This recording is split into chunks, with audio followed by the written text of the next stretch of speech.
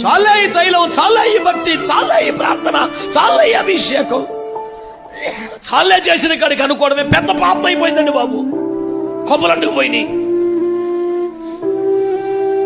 ఒక దేవుని సేవకుడిగా మీకు మనవి చేస్తున్నాను, ఈ పూట చాలనిపిస్తుందా నీ ప్రార్థన జీవితం?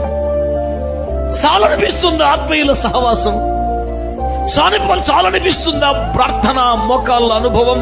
చాలనిపిస్తుందా సాధించిన సేవ ప్రగతి? 1000 మూరలు నడిస్తే కూడా వచ్చింది చీలమట్ల వేర బాబు. చాలునట్టు అనుకున్నావు, నడువు. ఇంకా ఏం సరిపోయింది నాన్న నీకు? నీ కాలుకి నేల తగలకూడదు, అంత లోతుకెళ్ళాలా? ఆమె ఆమె నీకు ఆ దారుముగుల నేల నీకు తగలకూడదు, కేవలం ఆ నదిలోనే తెలియాడాలా. ఓ హల్లెలూయా!